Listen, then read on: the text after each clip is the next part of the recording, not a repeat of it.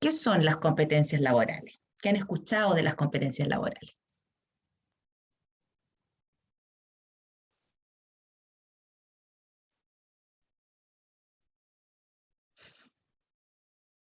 ¿Empresa o negocio que hacen lo mismo que uno? Ya, pero las competencias laborales me refiero como a las habilidades que tienen algunas personas.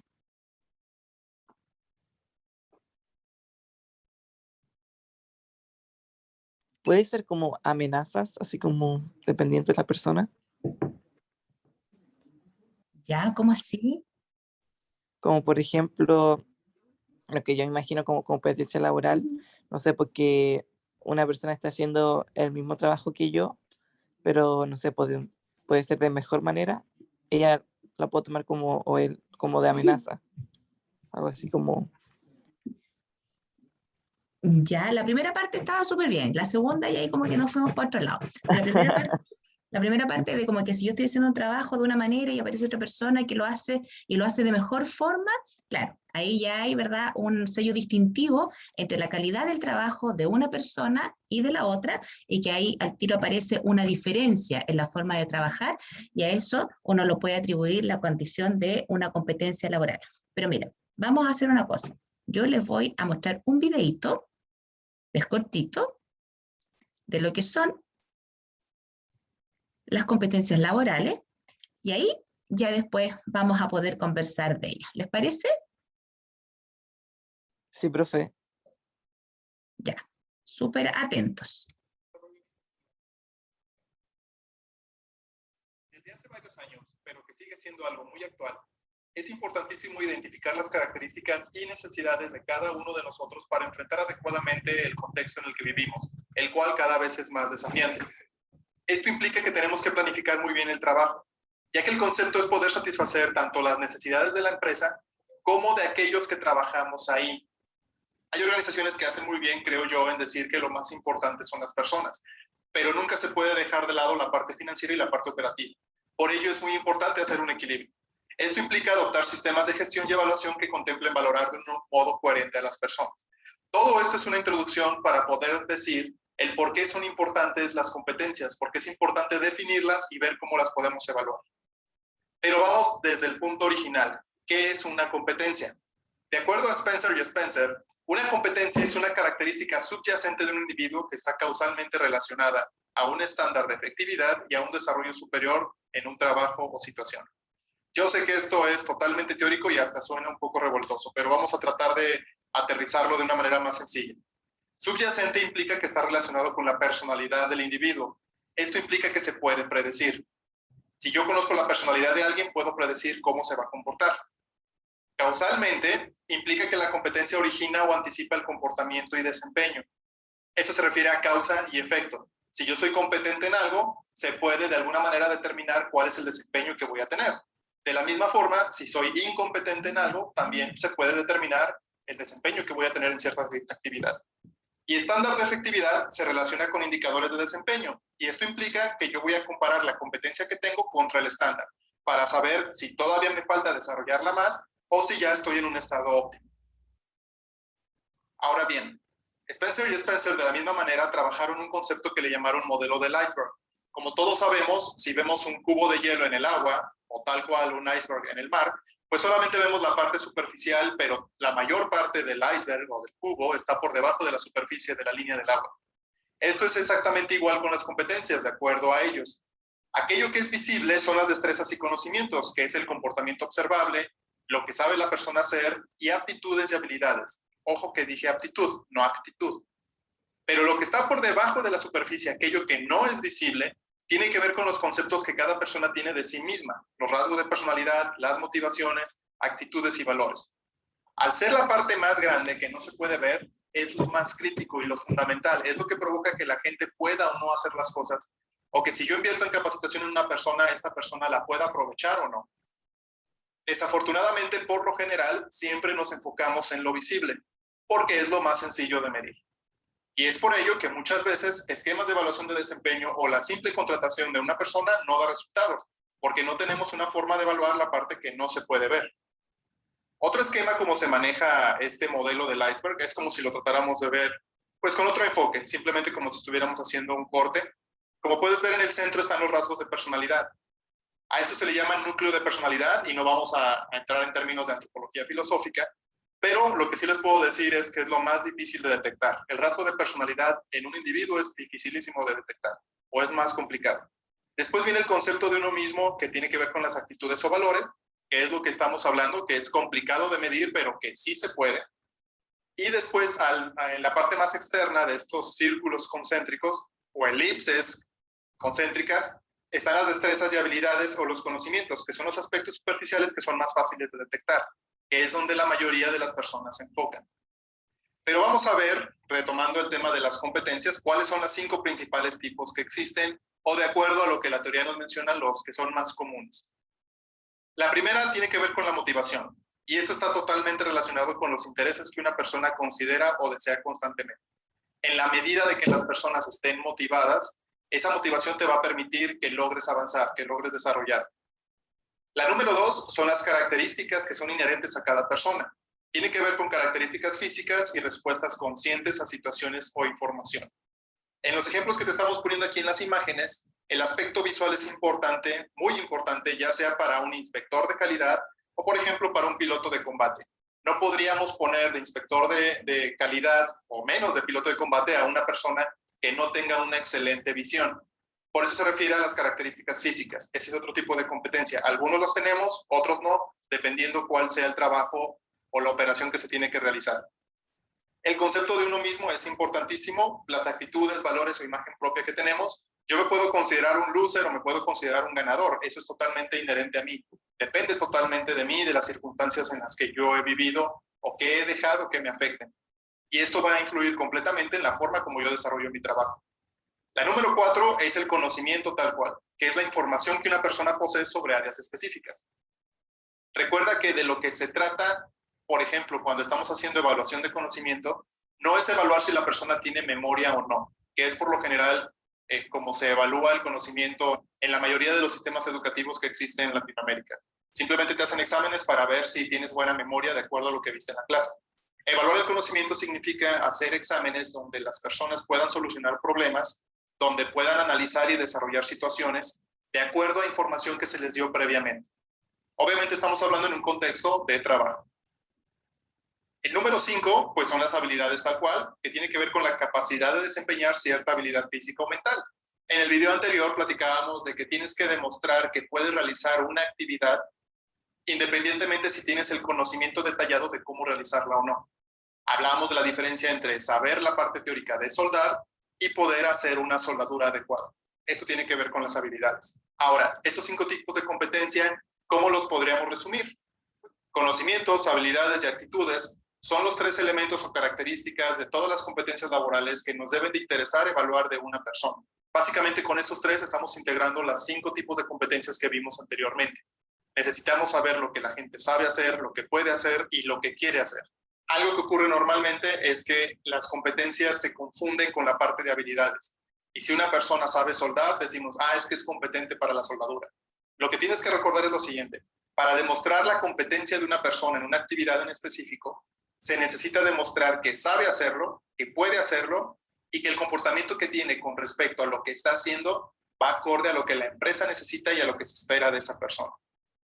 No se trata simplemente de que pase un examen con 10 o de que veamos que hace una buena soldadura y ya, y decimos ya es competente. Tiene que integrar los 3 aspectos por lo menos. Ahora, ¿por qué no tenemos que tomar esa molestia? Porque simple y sencillamente en la mayoría de las empresas los procesos son ejecutados por las personas. Y por lógica, el desempeño de la empresa va a depender del desempeño de las personas que laboran en ella. En la medida que tú inviertas tiempo para analizar las competencias que debe de tener tu gente, evaluarlas y una vez que las hayas evaluado, ver cómo les puedes ayudar a desarrollarse, los resultados de tu empresa van a mejorar de manera significativa. Pues bien, eso es lo que tengo que decir con respecto a las competencias. Espero que esta información te haya sido de utilidad. Recuerda.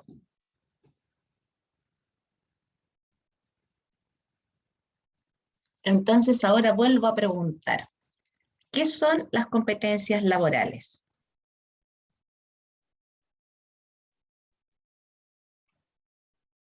Profe, por lo que yo entendí, que las competencias laborales son como los conocimientos y habilidades que tiene una persona y como de manera que responde como ante una tarea del trabajo, cosas así. Excelente, muy bien. Son, ¿verdad?, habilidades, conocimientos o actitudes que tienen las personas para desempeñar determinadas actividades, como dice ahí el compañero. Ahora, si yo les pregunto a ustedes, ¿qué competencias sienten ustedes en la actualidad? No pensando precisamente en lo laboral, porque todavía no, a lo mejor no todos han experimentado experiencias laborales, pero ¿qué competencias tienen ustedes?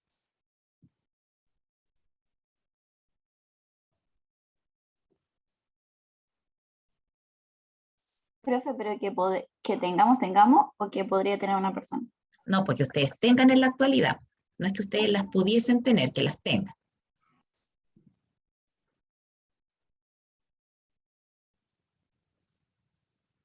Profe, podría ser así que yo siento que me mantengo en control bajo presión. ¿Ya? ¿Ya? ¿Tú te das cuenta de eso en tu caso personal? Sí, mantengo como la situación en calma. Aunque todos los demás estén alterados, la mantengo en calma. Eso. Ya, ¿y en qué te das cuenta? ¿Cuál es la reacción frente a cuando están todos con la locura? Que, no sé, pues, por ejemplo, hace poco pasó un caso familiar en donde todos estaban muy desesperados y como que no sabían cómo reaccionar ante la situación.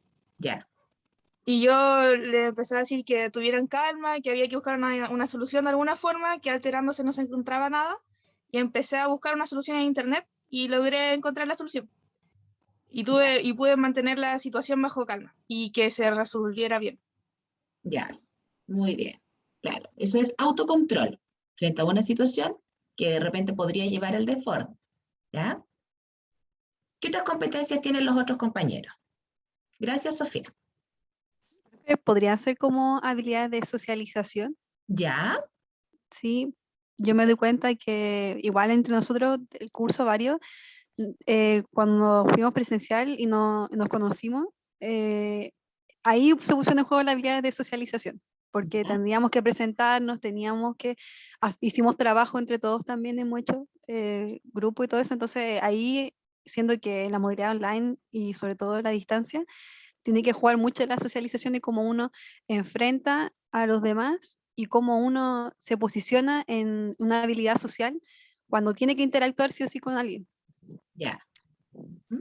Y alguien que es sociable, por ejemplo, ¿qué características tiene? Em, puede ser que sea una persona empática, también puede ser una persona más extrovertida, porque uno cuando tiene que socializar, no hay que ser tan introvertido porque la timidez un poco, adiós, porque cuando uno tiene que socializar tiene como que, no sé, entrar en un campo donde puede que tengas que conversar con muchas personas y a lo mejor uno le puede dar como un poquito de vergüenza o no sé qué, pero uno tiene que dejar de lado ese como introversión, ser un poco más Claro, cuando tú extrovertido. dices uno tiene que, ahí estamos obligando a alguien, po, y las competencias son características o habilidades que aparecen de manera espontánea y que de pronto se pueden trabajar, pero no te puedes obligar a hacerlas, porque te acuerdas que hay una parte que dice él quiere hacerlo. Entonces, por ejemplo, si una persona no quiere hacerlo, no tiene que obligarse a hacerlo. ¿Me explico? Sí, profe. ¿Ya? Por ejemplo, una persona sociable probablemente es amistosa, es cercana con la gente, tiende a proyectar simpatía y a generar simpatía, es buena para conversar, pero podría ser una persona sociable y no ser empática. Por ejemplo, podría ser una persona muy sociable, pero que no se da cuenta del estado afectivo de los otros. Y que cuando conversa habla solamente ella. Yo conozco muchas personas que son verborreicas y hablan, y son súper sociables, pero el interlocutor no puede nunca interactuar porque nunca le dejan espacio para interactuar. ¿Me explico? Ya. Sí, profe, sí se entiende. ¿Qué otras competencias más tiene alguno de los otros compañeros?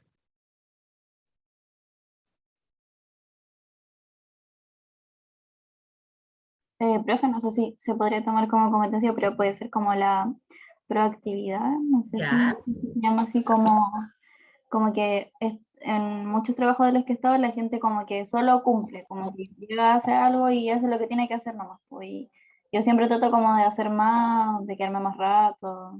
Eso. Ya. Por ejemplo, características de proactividad. ¿Qué me podrías decir? De siempre estar intentando hacer cosas, ¿no? Así ¿Ya? como hacer más de lo que uno tiene que hacer, intentar como siempre hacer más.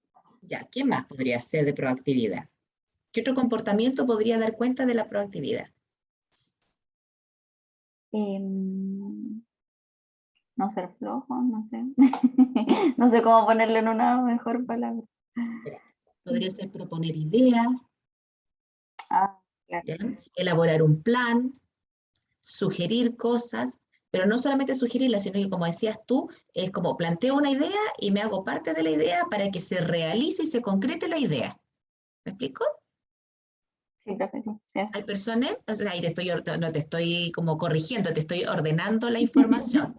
Porque, por ejemplo, a veces la gente dice, no, si es súper responsable, es puntual, es cumplidor. Entonces, después en la dinámica diaria de trabajo, tú te das cuenta y claro, es súper responsable, pues, porque cumple, o sea, porque llega al trabajo, pero no llega a la hora, pues, pero llega.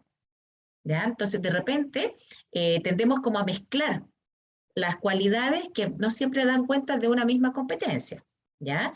Las competencias son macrocategorías, ¿ya? Que es como un concepto que tiene una definición, y para cada una de las competencias hay comportamientos asociados. Y esos comportamientos son observables. Yo puedo observar cuando una persona es proactiva, porque la veo y la escucho que propone ideas, pero además la veo que ejecuta cosas. Entonces, cuando dice, oye, esto está súper cochino, habría que barrerlo, y se queda ahí. Entonces, el habría que, se lo lleva el viento. Nadie se mueve. Pero distinto es una persona que dice, oye, esto está súper cochino, hay que barrerlo. Y esa misma persona va, busca la escoba, la toma, se pone a barrer, aglutina las hojas, las pone adentro de una bolsa, cierra la bolsa, listo, tarea terminada. Proactividad. Porque propone la idea y la ejecuta y le da término. Por ejemplo, por ahí alguien decía, creo que era Matías, decía esforzado. ¿A qué te referías tú, Matías? ¿Qué condiciones, o sea, qué cualidades tiene una persona que es esforzada? A lo que me refería que la tía que decía que era, ay, se me olvidó que decía la tía como Proactivo. proactivo, que es como también esforzado si se queda como un tiempo más de lo acordado, cosas así, que es más esforzado. Ya. Mira, el esforzado, el esfuerzo, por lo general tiene una connotación como un poco dolorosa, así como esfuerzo, como que tengo que dar más de lo que habitualmente doy y que más encima me decae y me hace generar o invertir el doble de energía para lograr algo, ¿ya? La palabra esfuerzo, desde las competencias laborales, se ha cambiado por la palabra tenacidad. Y la tenacidad es la capacidad que tienen las personas de poder rendir, ¿ya? De poder hacer un trabajo sin disminuir su motivación, sin bajar su rendimiento e incluso si de repente ocurren eventos desafortunados en la operación del trabajo, se mantiene esa persona hasta el final. Entonces esa persona parte con la pega y termina con la pega, ¿ya? Ahora, claramente, por ejemplo, en este caso de la tenacidad, hay variables de personalidad que hacen que la gente sea más tenaz, y hay también la variable motivacional, que la motivación es como la base para poder decir cómo va a ser el comportamiento de una persona en el trabajo. Y obviamente que la motivación también se vincula un poco a la actitud que va a tener la persona. ¿Pero por qué? Porque obviamente que si hay una persona que está entusiasmada, que está motivada, que sabe hacer la pega, que la puede hacer, obviamente que la va a hacer de buena manera. Pero cuando no hay motivación, es decir, yo puedo hacer la pega, sí, la sé hacer también, pero pucha, que lata barrer y la cuestión, y que las uñas, o que, ay, que el polvo, que el pelo, que no me gusta, que el lumbago. La actitud da cuenta de la motivación de esta persona en este caso para poder recoger las hojas de un lugar donde hay que dejar limpio. ¿Ya? Entonces, las competencias Son cualidades que tienen las personas, que son obviamente direccionadas hacia el ámbito laboral. Hace unas semanas atrás vimos el video del modelo de los Big Five. ¿Se acuerdan que estaban los 5 grandes de la personalidad? Y que yo les decía que ese modelo después había migrado a un modelo de competencias laborales. Y ese modelo de competencias laborales tiene, no sé, deben ser como 160 competencias, y cada 160, todas las 160 tienen una chorrera de indicadores conductuales o comportamientos asociados para poderle identificar. Ese modelo de los Big Five en el mundo de las competencias laborales, te permite a ti como psicólogo, en este caso, poder identificar en una evaluación psicológica qué habilidades y comportamientos tiene esa persona para saber si tiene las competencias o no que se requieren para el ámbito laboral y en este caso para un cargo en particular. ¿Por qué el video apuntaba al tema de la eficiencia? Porque en el mundo organizacional se necesitan tener personas competentes para ocupar responsabilidades de distintos niveles y en diferentes cargos. Entonces, para cada cargo, el Departamento de Recursos Humanos elabora un documento que se llama un descriptor de cargo. Y ese descriptor de cargo tiene el nombre del cargo, tiene los años de experiencia que se requiere para que la persona pueda ejercer ese cargo, la profesión u oficio que debe tener esa persona, los conocimientos específicos, porque no todos los profesionales tienen los mismos conocimientos específicos. Por ejemplo, los psicólogos, algunos son especialistas en educacional, otros son especialistas en el área clínica, otros son especialistas en el área organizacional y otros son especialistas en el área social, que son los comunitarios, que trabajan en comunidades a veces más grandes, en grupos más grandes. Entonces, por ejemplo, uno podría decir, en un rol específico de psicólogo o en un cargo, descriptor de cargo, que diga solamente psicólogo, porque necesitamos que sea especializado en infancia, violencia, psicología clínica aplicada de cierta corriente, y ahí uno va ordenando para decir, lo que vamos a buscar es esto que es más específico, ¿ya? También en el descriptor de cargo va la renta que se va a pagar, las funciones que la persona va a realizar para poder saber, oye, después cómo medimos a esta persona en su rendimiento. Y por lo general se anexa una tabla en donde se ponen las competencias, es decir, proactividad, trabajo en equipo, comunicación efectiva, colaboración, orientación a los resultados, autocontrol, confianza en sí mismo y ese tipo de cosas, y se hace como una escala hacia el lado con un nivel de nivelación. ¿Por qué? Porque es diferente, por ejemplo, el liderazgo, evaluar a un jefe de cuadrilla que evaluar a un jefe de área o a un gerente de área. Debiesen tener niveles de liderazgo más avanzado, el que tiene mayor responsabilidad, ¿ya? O sea, todos deben tener la variable y la competencia de liderazgo, pero en niveles distintos, porque obviamente los niveles van acordes también a la posibilidad de toma de decisiones que tiene esa persona. Entonces, por ejemplo, yo no necesito un jefe de cuadrilla que tenga las habilidades de un gerente, porque primero que todo se va a frustrar, porque no le van a, por cargo, por responsabilidad, no le van a permitir tomar ciertas decisiones, se va a sentir cuestionado, se va a sentir ninguneado cada vez que él proponga algo, porque obviamente es más habiloso, es más proactivo, es más visionario, pero está en un cargo en el cual tiene límites para tomar decisiones. ¿Ya? Entonces, nosotros los psicólogos necesitamos elaborar estos perfiles lo más ordenados posible y ajustados al tipo de cargo que en este caso la organización requiere reclutar. Y las competencias, muchas veces hay personas que tienen como reparos, dicen que el sistema de evaluación por competencia es un sistema discriminador, porque deja fuera a ciertas personas. Pero claro, no es que sea discriminador, lo que pasa es que no todas las personas son acordes para todos los tipos de cargos. Por eso hay conocimiento específico, habilidades específicas y también competencias específicas, ¿ya? Entonces, cuando uno evalúa gente y esa persona no queda en el cargo, la persona lo primero que dice, me fue mal. No, me fue mal porque no quedé. Y muchas veces no es que te vaya mal, sino que tu perfil psicológico y de conductual no calza con lo que nosotros andamos buscando. Y lo que nosotros andamos buscando muchas veces puede estar por encima de tu comportamiento o por debajo. Entonces tú estás sobrevalorado para un cargo o subvalorado para un cargo, ¿ya? Las competencias más típicas que las organizaciones buscan son las bases. Comunicación efectiva. Cuando decimos comunicación efectiva, ¿a qué les suena a ustedes la comunicación? ¿Qué significaría tener comunicación efectiva?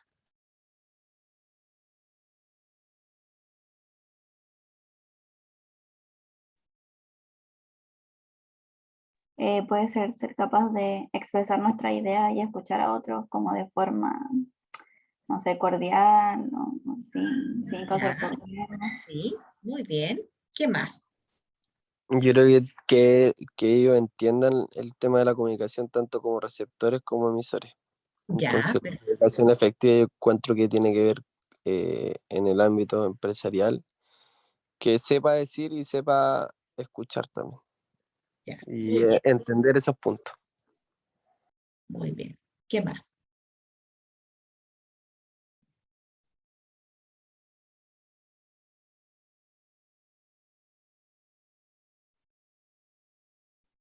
¿Qué más se les ocurre como vinculado o relacionado a la comunicación efectiva?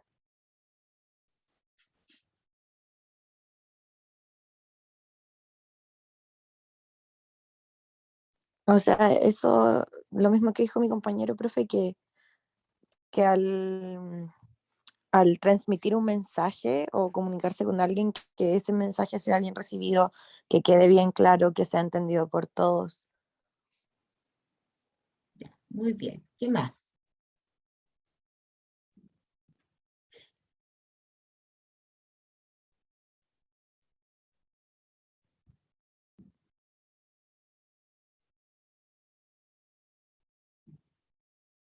Ya, tienen que estar despiertos, pues ya, para que yo voy a partir con la comunicación efectiva, pero después ahí van a ir ustedes pensando con las otras competencias, porque vamos a ver 4: comunicación efectiva, trabajo en equipo, orientación a los resultados y planificación. La comunicación efectiva, la comunicación es un mundo, porque no todas las personas se comunican de la misma manera, ¿ya? Entonces, cuando hablamos de comunicación efectiva, como ustedes mencionaban, es la cualidad de poder transmitir, entregar y recepcionar información de una manera adecuada, ¿ya? Ahora, la comunicación, desde los aspectos más filosóficos, tiene, como los componentes dice, comunicación. Y ese común, uno podría decir, para que nos estemos comunicando significa que de alguna manera tenemos que tener ideas o puntos en común entre nosotros para que nos podamos comprender y entender, porque de lo contrario no hay comunicación, ¿ya?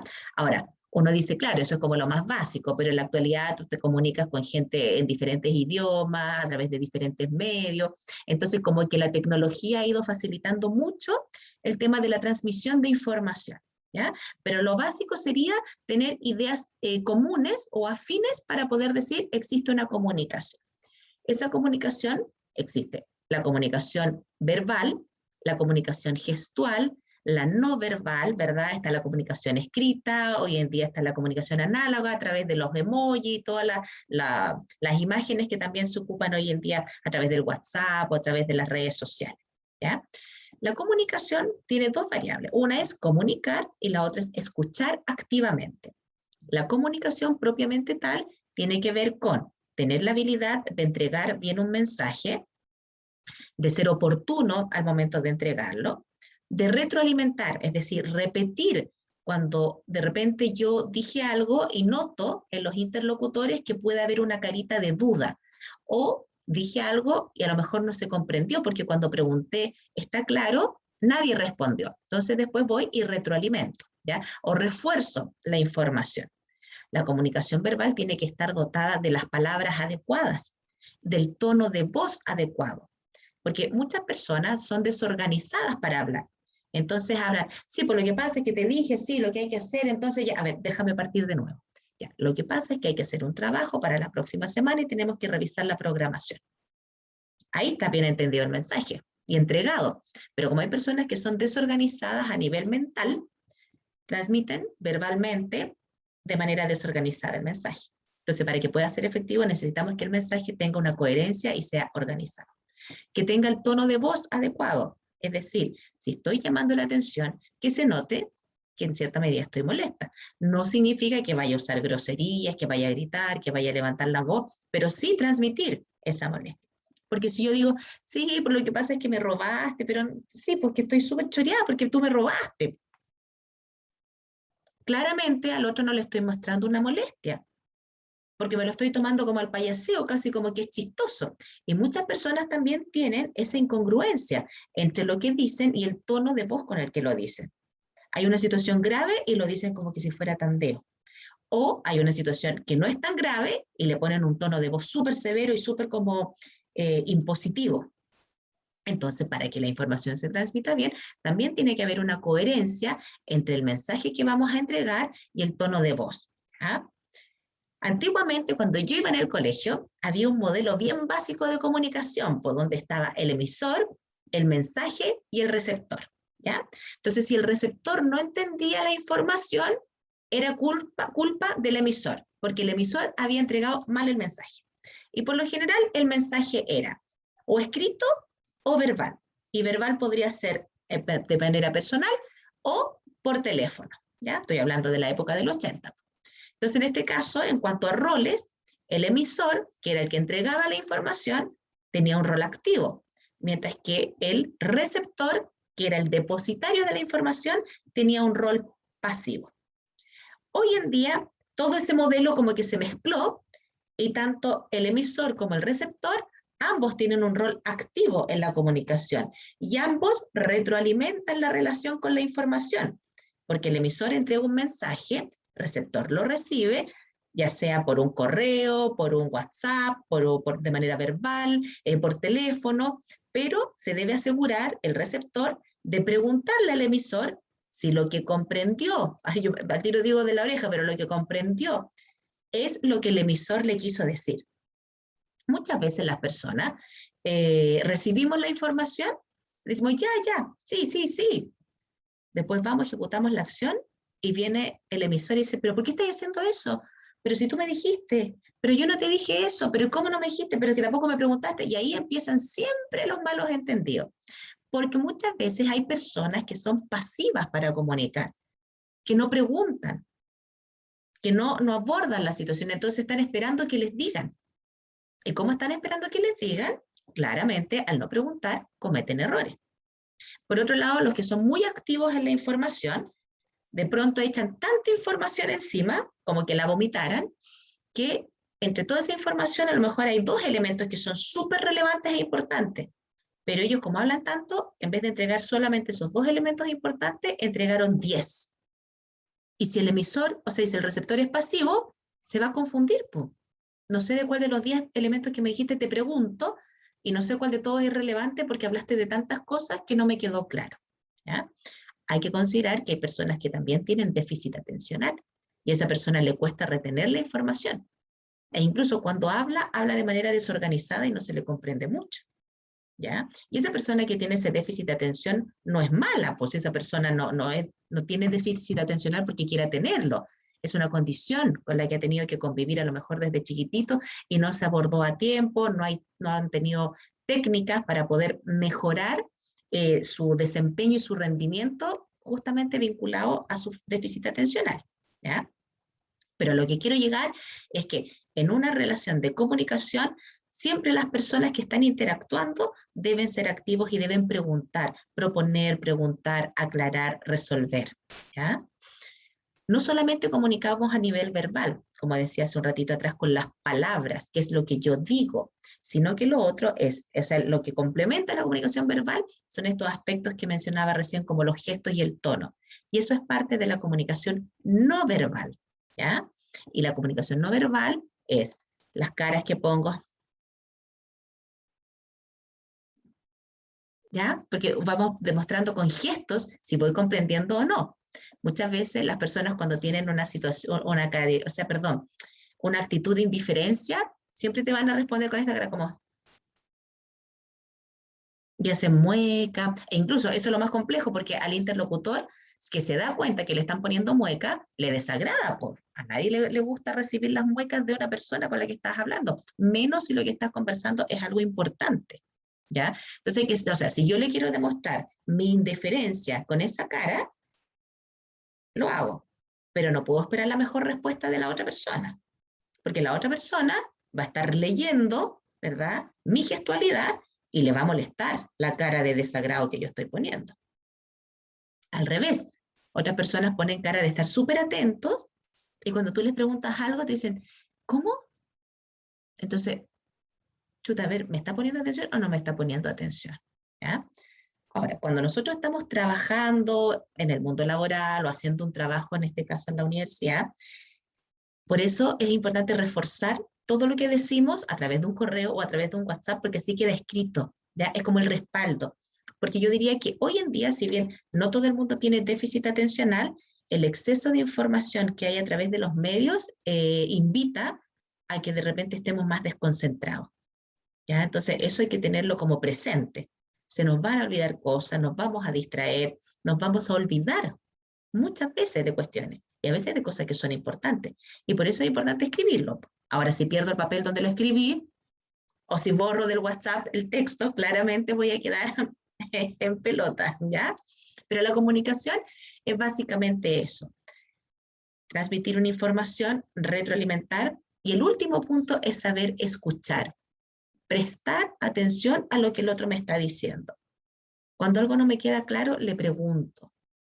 Asentir con la cabeza cuando estoy entendiendo. Hacer gestos que indiquen que no estoy comprendiendo. Porque de esa manera el interlocutor me va a poder aclarar. Ya. El punto es poner las caras adecuadas. Ya, no los gestos que sean inadecuados, que finalmente al entrevistador o a la persona con la que estoy conversando terminan confundiéndolo. Porque eso el tiro termina en discusión. Dentro de los estilos comunicativos que yo mencionaba recién, hay dos polos que son extremos y que son complejos.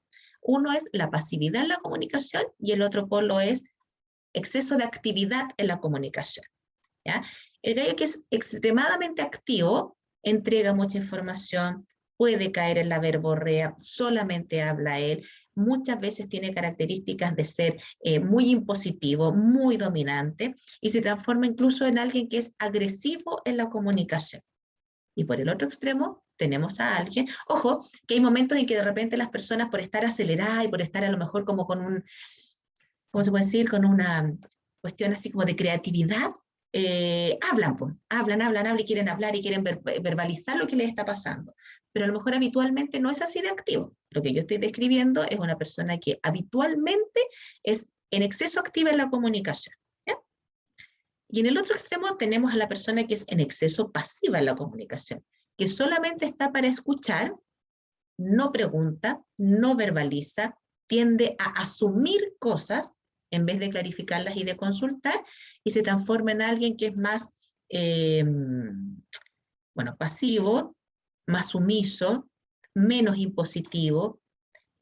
Muchas veces pueden ser personas muy pacientes, pero también son personas que muchas veces el que es activo en la comunicación, como es agresivo, este es sumiso. Entonces, al ser sumiso, lo va a agredir, ¿ya? Y ahí empieza muchas veces el tema de la escalada de la violencia, donde el que es muy pasivo se queda callado, no pregunta, el otro se enoja, va y lo grita, este se sigue quedando para adentro.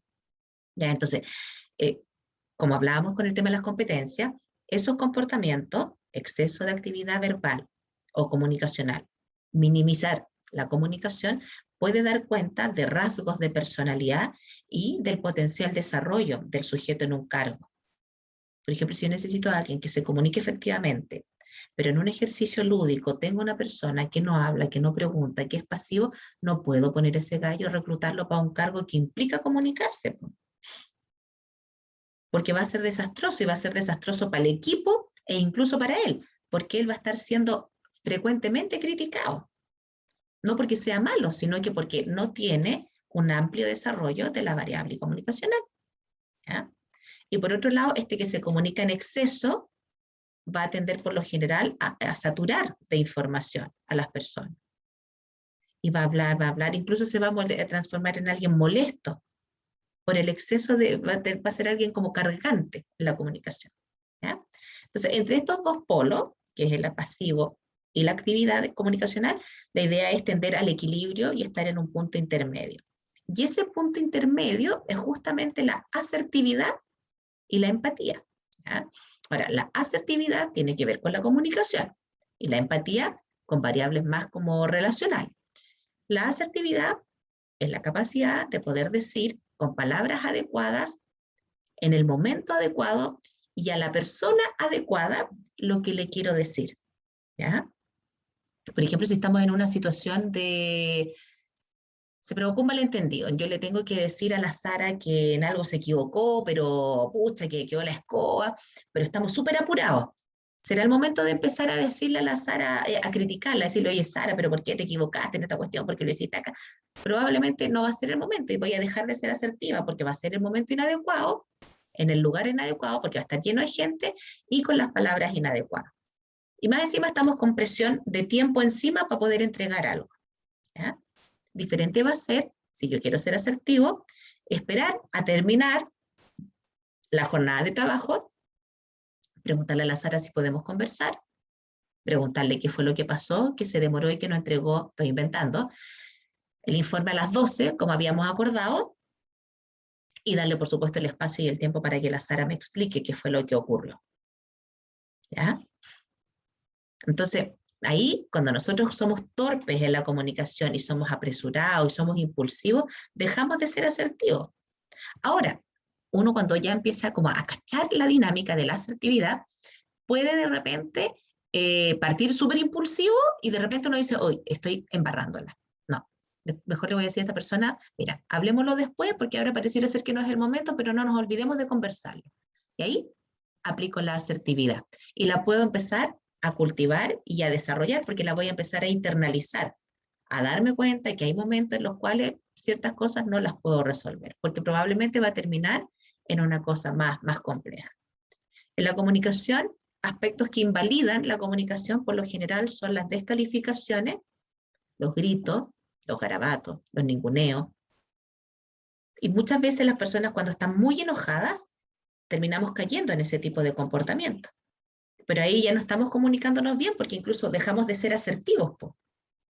La comunicación nos tiene que servir para poder lograr algo, para poder transmitir un mensaje, para que el otro haga algo, ¿ya? Pero cuando entramos en la descalificación, en el fondo entramos en el escenario de querer hacer perico a la otra persona.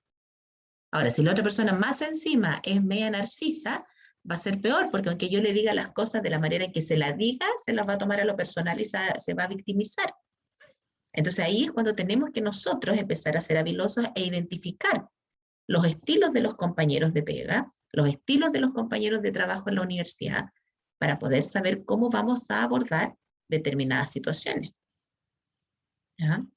Y estos son tips tanto para el que es más tímido o el que es más pasivo, como para el que es muy activo y a lo mejor es un poco más extrovertido, porque la idea es ser eficientes en la comunicación. ¿Ya? ¿Alguna consulta, duda, comentario referida a la comunicación? No, profe. ¿No? ¿Queda No, claro? profe, todo claro.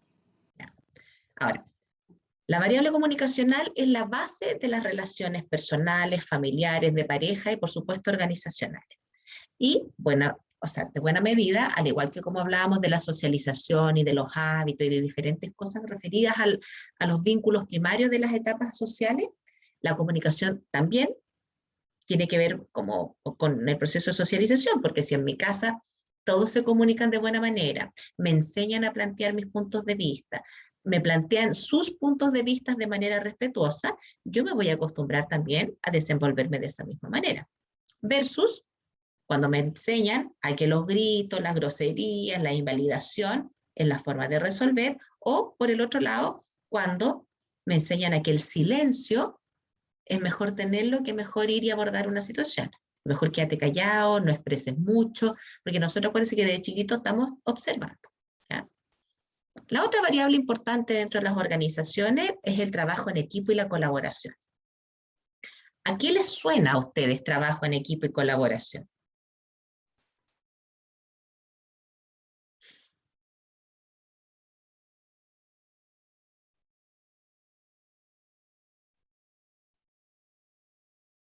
Por lo que yo entiendo, profe, el trabajo en equipo son personas cumpliendo con un mismo propósito o que tienen como un objetivo en común. ¿Ya? Como, por ejemplo, no sé, ay, perdón, mi sobrino está acá, pero no sé, pues, si yo hago un trabajo en la universidad con unas compañeras o compañeros, nuestro propósito va a ser, objetivo en común, tener una buena calificación. Claro. A eso es lo que me refiero con trabajo en equipo y colaboración, que vamos a trabajar todos juntos para tener una buena calificación. Ya, muy bien. ¿Quién más podría hacer trabajo en equipo? ¿Alguien más quiere dar su opinión?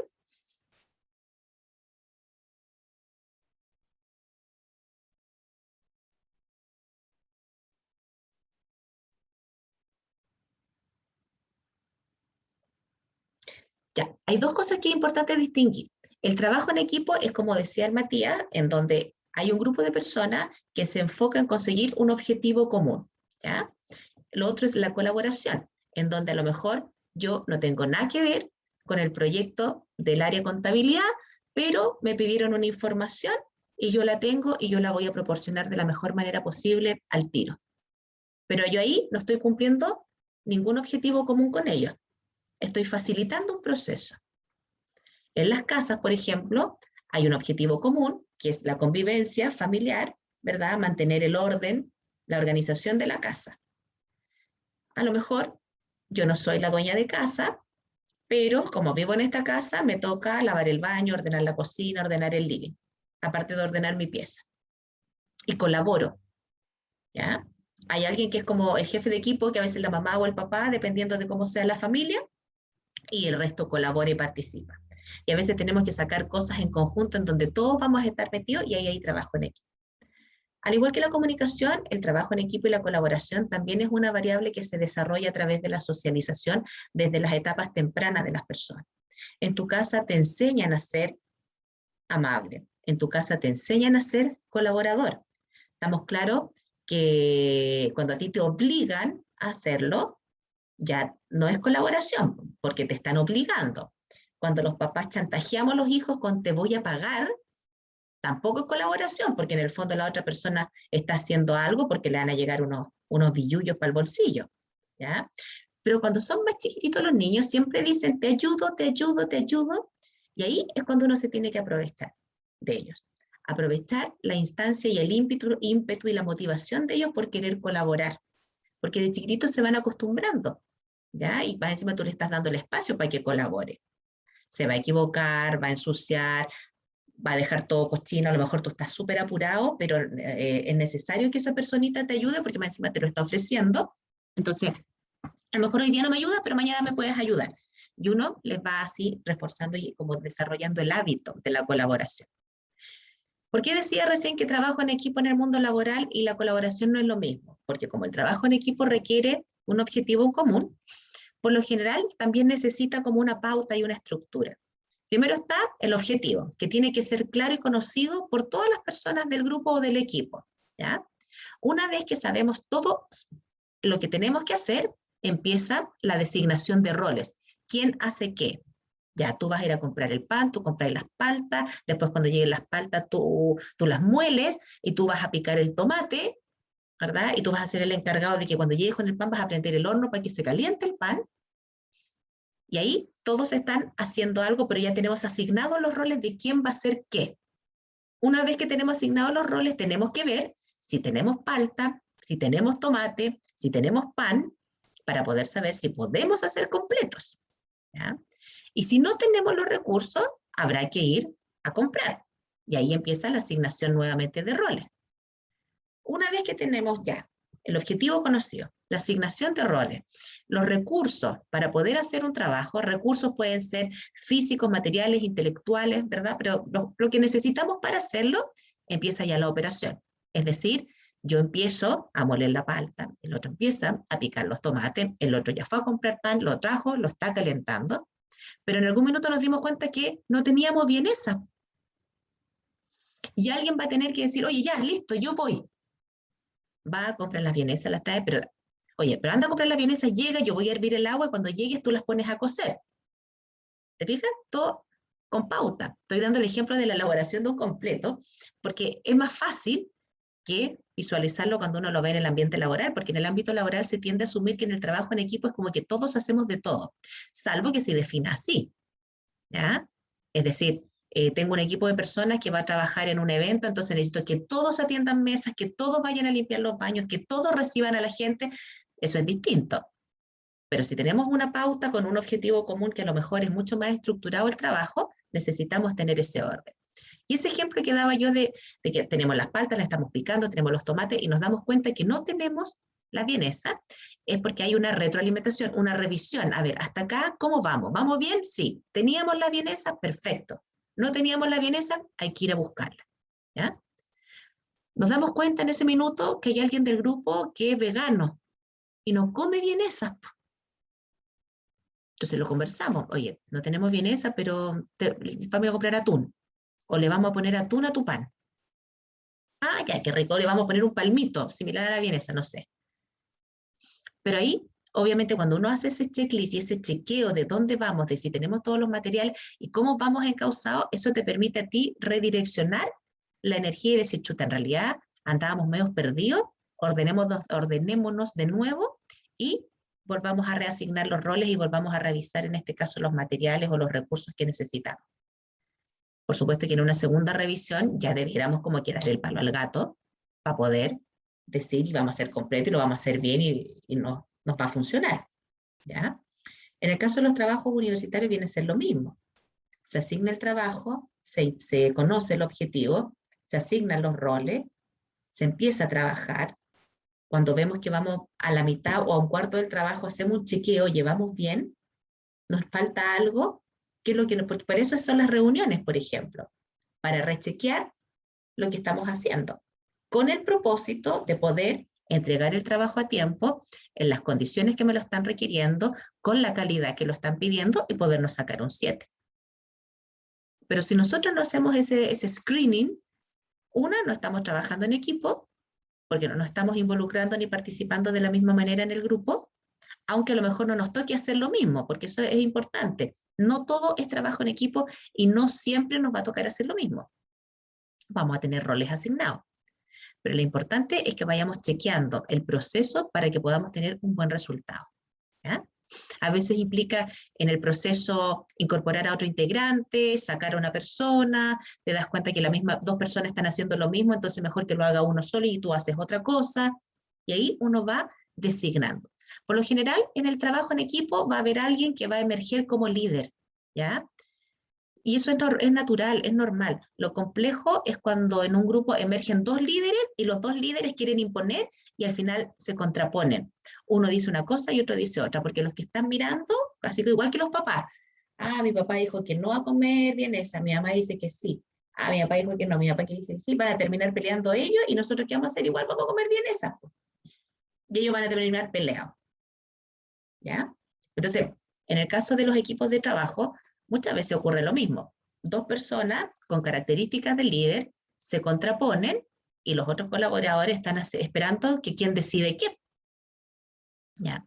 En las organizaciones muchas veces hay un líder, entre comillas, formal, que es el que está designado como jefatura, pero aparece otro líder informal, que es un colaborador del grupo, que es el como que de repente es más vivo o más entrador con la gente y en el fondo hace complemento con el jefe. No siempre el jefe va a ser buen líder porque muchas veces el jefe sabe hacer la pega, tiene todos los conocimientos, pero a veces no tiene las habilidades sociales.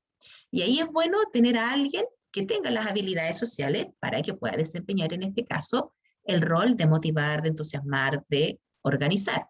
Y el otro ya entregó la tarea macro. Oye, esto es lo que hay que hacer. Y el de abajo viene y dice ya, entonces vamos designando roles para acá. Entonces hay un líder formal, el jefe, el líder informal, el supervisor o el primero a bordo, el que es más capacitado por conocimiento o por habilidades, y ese distribuye el trabajo. Y para abajo empieza el trabajo en equipo. ¿Ya? A veces los grupos no requieren ni un líder formal ni un líder informal porque el grupo sabe lo que tiene que hacer. Y los problemas y los conflictos empiezan a aparecer cuando la gente no hace lo que tiene que hacer. Empieza a sacar la vuelta, siempre tiene problemas, es medio chamullento, ¿ya? Hoy en día con el tema de la virtualidad y del tema de las clases online y de la a veces escasa o mala conexión que algunos días hay, claro, está todo el material a la mano como para decir, pucha, no se conecta nunca, no hace la pega, siempre anda atrasado.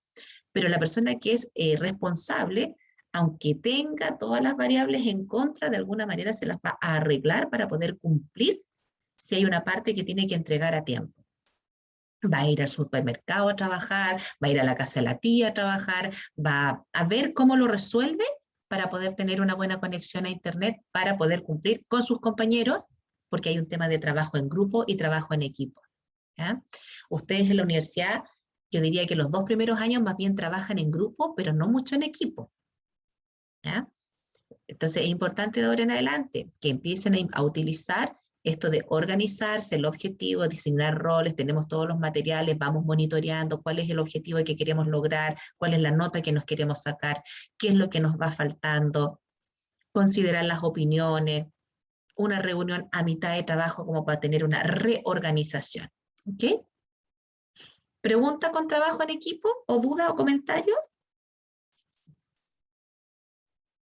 No, profe, ninguna duda. ¿No? Está bien atento el Matías. Sí, profe, todo claro. Ya. Comunicación, trabajo en equipo, hablamos de liderazgo, planificación. ¿Ya? La planificación es una variable que es necesaria tener en el mundo del trabajo para poder tener una organización. Hay personas que por rasgos de personalidad son súper dispersos. ¿Ya? Se olvidan de las cosas, se olvidan de dejar las cuestiones, no cachan los timings, andan siempre como desorganizados con el tema de sus propios tiempos personales, y por supuesto que eso impacta cuando esa persona tiene que convivir con otros y cuando tiene que trabajar con otros. Si tú eres solo y trabajáis solo y a tu ritmo y a tu tiempo, da como lo mismo. ¿Por qué? Porque tú respondes solito por tu desorganización. Pero cuando tienes que convivir con otra persona, es complejo. ¿Y por qué es complejo? Porque vas a impactar en la dinámica de trabajo de la otra persona. ¿Ya? Entonces, es importante para los que son más desorganizados o más desordenados tener esto que decía recién, el ayuda a memoria. ¿Ya? Hoy en día está el Outlook, está el teléfono, muchos de ustedes tienen pizarra para poder anotar, ¿verdad? O la pizarra de corcho para poder dejar lleno de papeles. Por supuesto que tengo que sacar el papel de algo que se hizo hace 4 meses atrás, porque en realidad ya me está ocupando espacio en la pizarra, pero ya lo hicimos.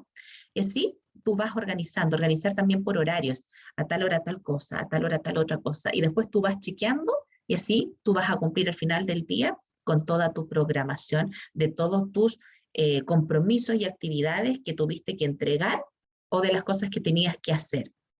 Eso en particular sirve, ese checklist y esa como ayuda a memoria, para los que son más desorganizados. Porque hay otras personas que son ordenadas y son organizadas por naturaleza. Ahora, lo complicado es rayar en la rigidez. Es decir, es que ya me organicé y no puedo flexibilizar mi organización. ¿Ya? A lo mejor, claro, no la puede flexibilizar porque como es gerente y está tan ocupado, pero van a haber otras personas que sí a veces la pueden flexibilizar. ¿Y por qué es importante también tener flexibilidad en la planificación? Porque siempre van a ocurrir variables que son imponderables y eventos desafortunados que se escapan a tu control. Y como se escapan a tu control, nadie es el malo, nadie tiene la culpa de cosas que ocurren. Por ejemplo, podríamos nosotros tener una reunión hoy día a esta misma hora y venir un terremoto. Y hasta acá nomás llegamos con la conexión y con la programación para poder hacer el trabajo, ¿verdad? Pero no por eso nos vamos a frustrar, nos vamos a enojar, ustedes van a tirar el computador lejos, vamos a después trincar contra la universidad, porque son variables que pueden ocurrir, ¿ya?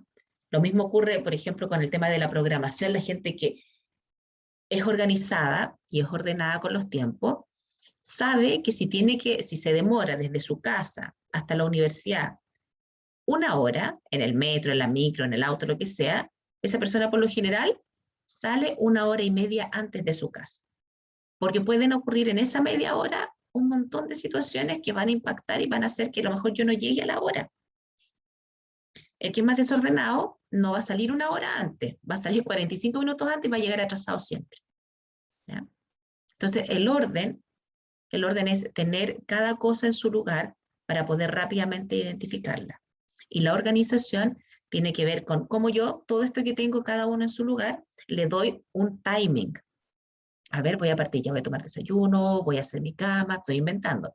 Voy a hacer mi cama, después voy a poner a andar la lavadora, mientras lava la ropa voy a pasar la aspiradora y voy a sacudir.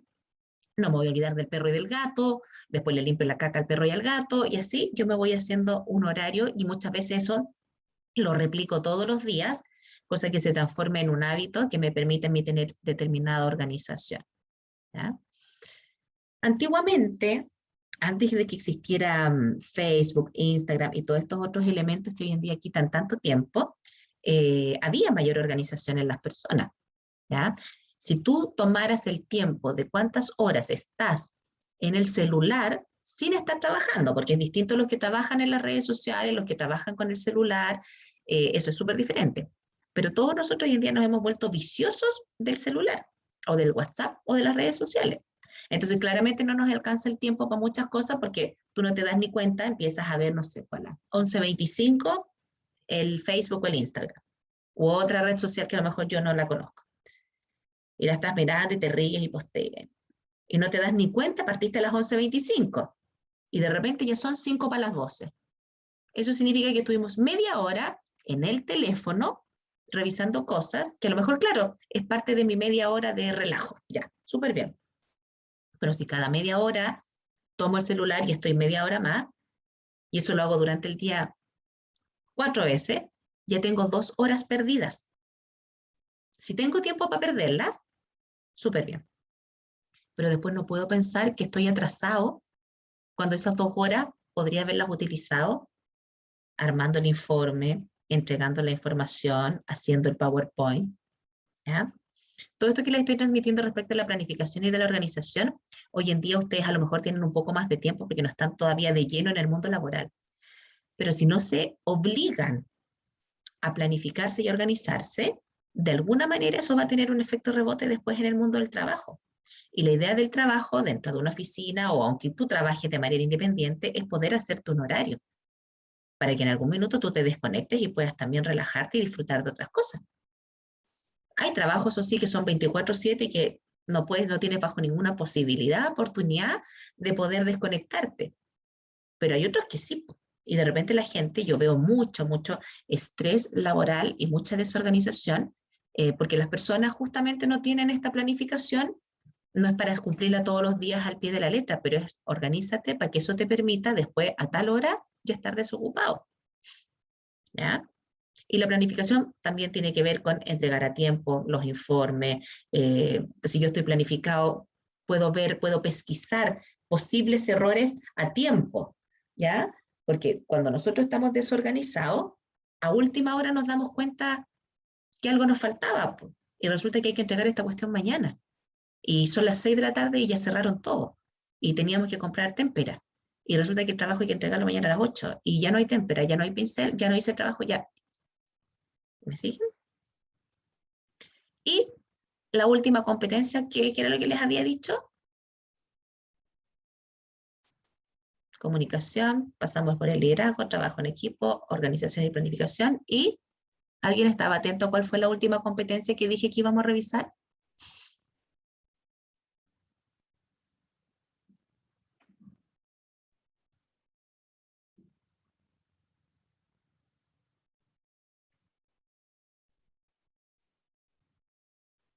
Ya. Profe, sí estaba atento, pero se me olvidó. Ya, a mí también se me olvidó. Ya. Pero bueno, esas 3, comunicación, trabajo en equipo, de pasar el liderazgo y también planificación y organización, son las claves del mundo laboral. Son las 3 como más básicas y de ahí para arriba empiezan a aparecer las otras. Ah, ya me acordé cuál era, orientación a resultados. ¿Por qué es importante la orientación a resultados? Ya sea a resultados concretos o a resultados que son más como, a lo mejor como vinculados a la motivación. Siempre los trabajos debiesen tener un propósito, ¿ya? Ahora, la gente hoy en día está bien como de moda decir, vive el proceso, el resultado no es tan importante.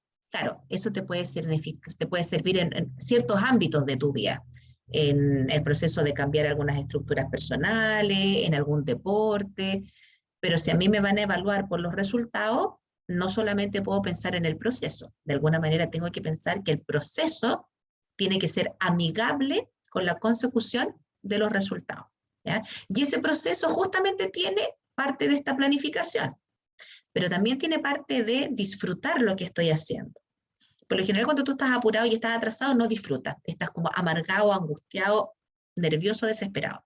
Cuando tú estás organizado y planificado, puedes disfrutar lo que vas haciendo. Y los resultados siempre van a ser claves, por lo menos en el mundo laboral y también para ustedes en el mundo universitario. Pero no solamente el resultado numérico, no es la nota, es el aprendizaje. Me leí el texto a conciencia, lo comprendí. A lo mejor la materia no me gusta, pero es necesaria para la carrera. Hice el esfuerzo para poder comprenderlo, entenderlo y de alguna manera quererlo o por lo menos estimarlo, ese conocimiento.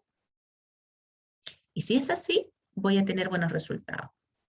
Es difícil sacarme un 7 en álgebra cuando nunca agarré un libro de álgebra, cuando nunca me preocupé si no entendía de preguntarle a otro compañero. ¿Ya? Cuando tú eres orientado a los resultados, con cosas súper básicas, vas a estar pendiente de cuánto me va a tomar lograr esa meta. ¿Qué requiero para conseguir esa meta? ¿Cuánto voy a invertir de mi tiempo personal para lograr esa meta? No tengo los conocimientos, ¿a quién le voy a pedir que me enseñe para poder lograr esa meta? ¿Con quiénes me voy a aliar para lograr esa meta? ¿Y qué voy a hacer incluso después de conseguir esa meta? ¿Voy a lograr ese resultado y después qué? ¿Queda ahí? ¿O voy a seguir evolucionando? ¿O voy a, no sé, participar en otro tipo de proyecto? ¿Voy a profundizar los conocimientos que tengo? Porque quiero tener mejores resultados, ya sea en el cargo que estoy desempeñando, en el rol dentro de la universidad, que es rol de estudiante, o incluso en mi vida personal. ¿Qué es lo que quiero conseguir? ¿Ya? Y si lo vinculo al tema del disfrutar, hoy en día, o en algún minuto, yo diría que desde hace 10 años atrás, los psicólogos se dieron cuenta de que la gente no disfrutaba lo que hacía.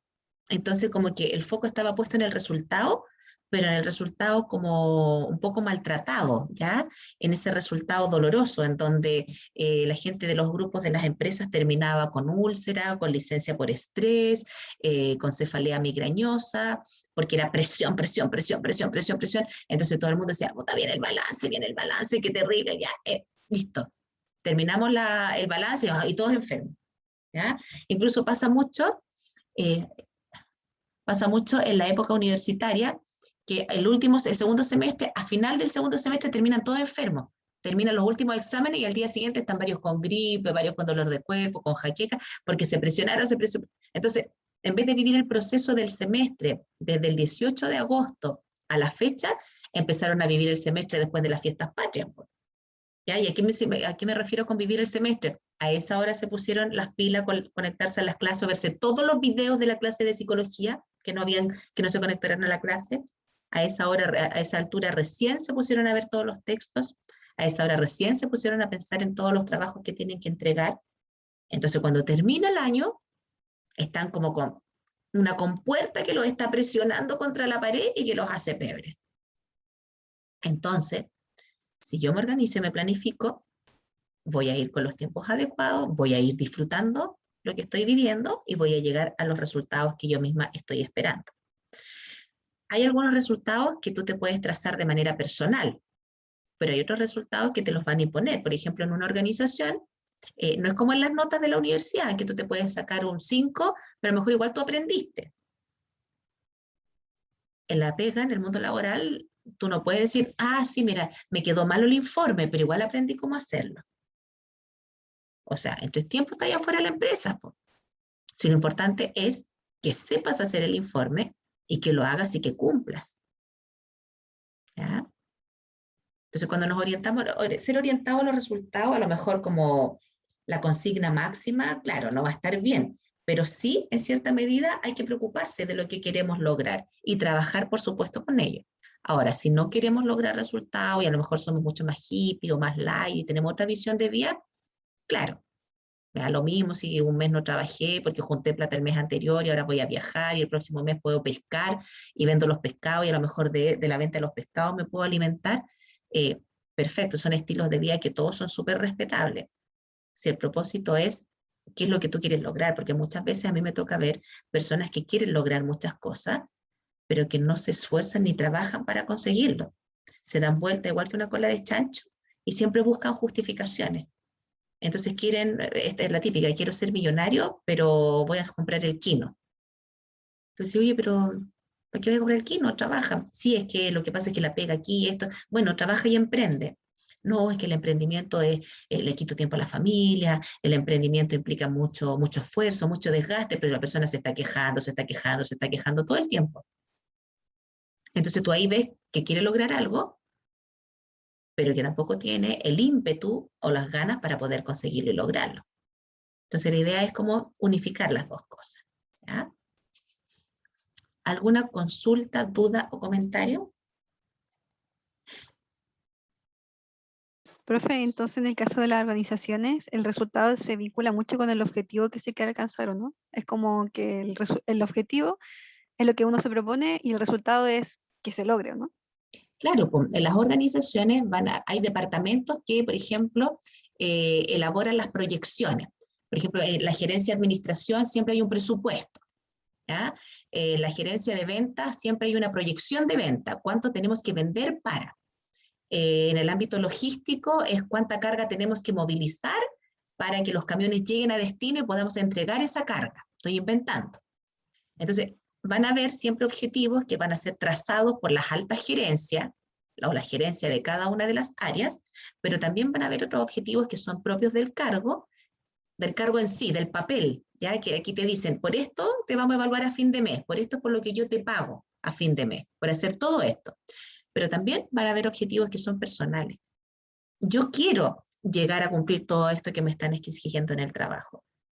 Yo quiero lograr hacer todo esto que yo como independiente me propuse lograr este mes. Entonces, claro, hay una combinación de los objetivos personales, los objetivos del área y los objetivos organizacionales. ¿Ya? Y la idea es mantener un nivel de motivación adecuado para poderlas lograr. La motivación, acuérdense que se los he dicho en otro minuto, es la variable más inestable en la condición humana, porque va a depender de cuánto me pagan, del día que estoy viviendo, si estoy tranquilo emocionalmente, si me siento a gusto con lo que estoy haciendo. Entonces la motivación es inestable, es variable. Pero hay personas que incluso teniendo altos y bajos emocionales y problemas personales, mantienen la motivación siempre parejita. Hay un día que amanece más desmotivado, pero después se vuelve como a la línea. Y hay otros días en que la motivación se dispara, pues, y ahí es cuando son mucho más productivos. Hay otras personas que siempre andan buscando la mejora continua. Entonces la mejora continua es, logré este resultado y ahora ¿qué más hago? ¿Cómo lo mejoro? Ya, entonces elaboro otro plan y voy a conseguir mejores resultados que los que ya tenía. Ya, los alcanzo. ¿Y ahora qué hacemos? Innovamos. ¿Innovamos qué? ¿Para dónde nos vamos? ¿Para dónde nos movemos para poder conseguir esta otra meta que ahora tenemos que alcanzar? ¿Ya? Como decía hace un ratito atrás, la persona que es tenaz, que se mantiene a un ritmo constante, que se compromete con sus compromisos, valga la redundancia, que cumple, que aunque haya vicisitudes y problemas, igual sigue con la misma energía porque cree en su proyecto, esa persona va a lograr resultados positivos para sí mismo, ¿ya? Y además para la empresa en el caso de que trabaje por una organización. No hay que tenerle miedo a ser competitivo, no hay que tenerle miedo a querer a veces ser exitoso, no hay que tenerle miedo a querer crecer y brillar y evolucionar. No, si el punto es que eso, por ejemplo, no me quite el sueño y no me haga ser ambicioso y, perdonando la expresión, cagarme a otras personas. ¿Ya? Yo puedo lograr todo eso trabajando en equipo, comunicándome bien, tratando bien a la gente, disfrutando el proceso, pero va a depender de qué tanta gana le pongo a todo lo que yo quiero conseguir y a lo que yo quiero lograr. ¿Ya? Así que les voy a dejar la invitación hecha para que durante toda esta semana piensen en cuántas ganas le ponen ustedes a su estudio, a su proceso universitario, y también para que ya vayan pensando, porque la próxima semana vamos a empezar con la clase de las estrategias, ¿ya? Organizacionales. Mira, les voy a mostrar aquí rapidito. vamos a partir con lo que eso es la dirección estratégica en las organizaciones, ¿ya? Entonces ahí vamos a hablar de la misión, de la visión, vamos a hablar también de cuáles decisiones de repente son medias complejas, vamos a revisar algunas historias de éxito de algunas empresas a nivel mundial. Yo les voy a contar de algunas que he observado aquí a nivel local, tanto en Chile como a nivel de la quinta región, y que ustedes también me pueden contar alguna, porque ya todo esto va a ser como la matriz para el trabajo que ustedes tienen que desarrollar, que es justamente la creación de una empresa, que es el último trabajo de todo este semestre. ¿Ok? Ya, profe. Ya, profe. Ya, chiquillos. Cuídense, que estén súper bien. Besitos. Chao, profe, que esté profe. bien. Chao, profe. Chao, Cuídese. profe, cuídese.